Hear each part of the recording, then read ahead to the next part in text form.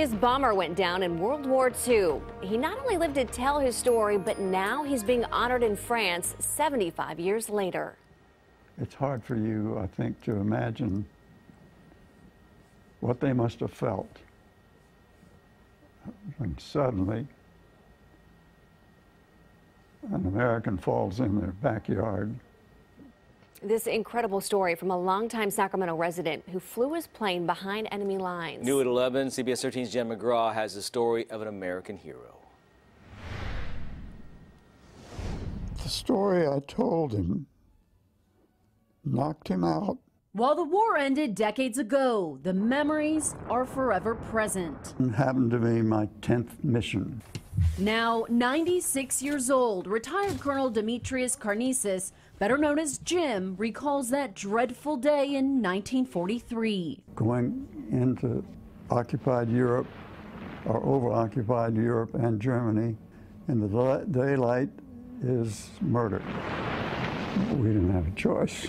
American military allies were closing in on Germany, but an hour after his bomber squadron left England, they were under attack. Half of the B-17s were decimated. Jim, flying slightly dangerous, was also hit. And when you have visible flame, it's time to get out of an airplane.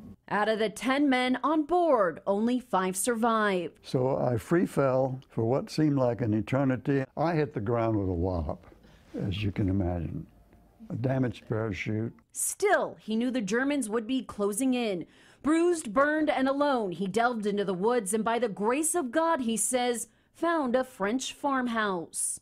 Went to what looked like a back door, and I just opened it and walked in. The people of La Chapelle-Champagny took Jim in, giving him a new identity and smuggling him into England. It makes me feel happy because what happened to me after I fell in their hands is an unbelievable endearment story. The rest is history. The war ended, and now it's a story of a forever friendship.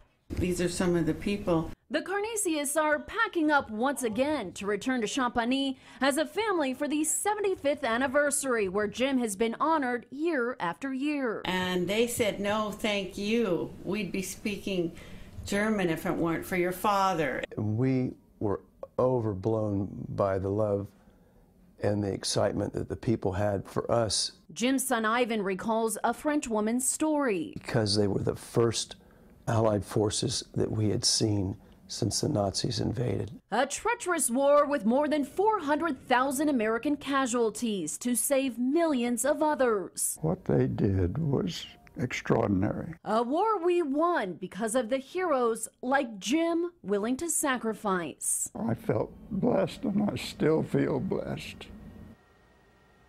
Wow. Incredible. Could watch a half-hour documentary on that guy, right? Oh, absolutely. Jim retired after 30 years of service. He will turn 97 next month. That's when he and his family will head back to France.